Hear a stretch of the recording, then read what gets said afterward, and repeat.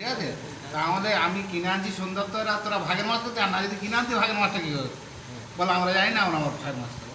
আচ্ছা আমি আর তখন ওকে বলছি তো সবজি একটা করে মাছ দিতে, আমি সন্ধ্যাবেলা মাছ কিনে আনি বলে উঠে এসেছি। এসে তারপর কী বানাবো, আমি আর মেস চালাবো নি, আমি 2 টাকা দিয়েছিলি তো 8,000 টাকা, এই 8,000 টাকা দিই আমি হিসাব দিয়ে দিচ্ছি। ও তখন বলতেছে যে না, আর আমি এখন দেবো নি, 5টার পর তোমার কাছে আমি টাকা দেবো। ওই কথা যেই বলছে, আমি যদি টাকাটা দিয়ে প্যান্টের পকেটে ঢুকিয়ে আর উনি প্যান্টের পকেটে রাখতেছে, আমি কিন্তু দেখেছি।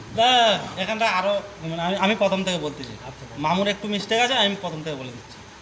এখন মামু 40 পিস মাছ নিয়ে আসছে, বলে মাথাগুলো তরকারিতে ভেঙে দিবি, সকালে করতে পারিস করে দিবি একবেলা, আর একবেলা সন্ধ্যাবেলা হবে 20 পিস, ঠিক আছে। এবার বড় বড় পিসগুলো মোটামুটি সকালবেলা হয়ে গেছে, 20 পিস গরম করা আছে। এখন নাসির কা আর বদা এখন বলতেছে আমরা সন্ধ্যাবেলা মাছ খাবো না, দুপুরবেলা নিরামিষ হয়ে যাচ্ছে, ভাত খাওয়া হচ্ছে না, আমরা দুপুরবেলা যেহেতু মাছ আছে আমরা মাছ নিয়ে নেবো আমাদের ভাগে, আমরা দুপুরবেলা রাত্রেবেলা টোটালি মাছ খাবো না।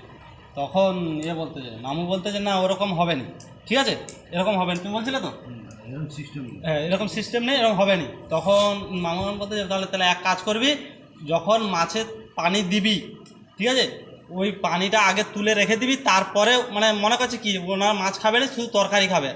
আমি বলি ওরা তরকারিও খাবে না, বলছে ওরা রাত্রে তার তরকারি খাবে না, তাদের পয়সায় তারা কি ডিম ফিম কিনে আনবে বলতে যে তারা খাবে। ঝামেলা শেষ। এবারে মোটামুটি আমি তো একটু দেরি করে আসি, মোটামুটি রান্না